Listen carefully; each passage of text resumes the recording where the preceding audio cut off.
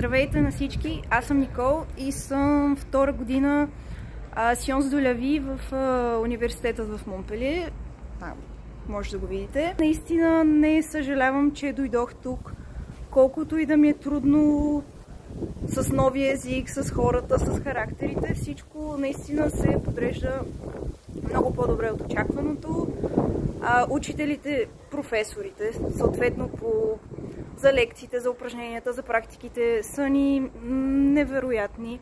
Всеки се опитва да те накара да обичаш това, което правиш, и като чужденци, аз и съответно други хора, нямаме проблем да задаваме повече въпроси и те нямат проблем да ни отговарят. Съответно обръщат ни внимание, когато имаме нужда.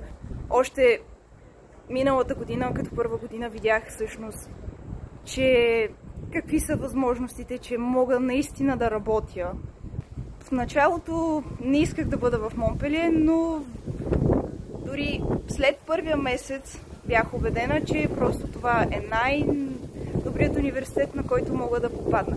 Дори на престижни места, както в Франция, така и в света.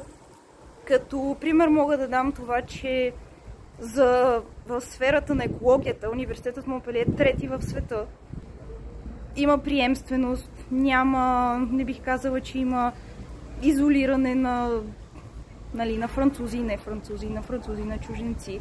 Всички се държат страхотно. Намерих повече приятели, отколкото можех да искам. Ако някой от вас се озове тук следващата година, не се притеснявайте да се свържете с мен, няма никакъв проблем да задавате въпроси. Дори от сега, а пък ако се озовете в някой друг град, съответно имам прекалено много приятели българи в другите градове, така че мога да ви свържа с тях за всякакви въпроси, за общежития, за помощи, за каквото и да е.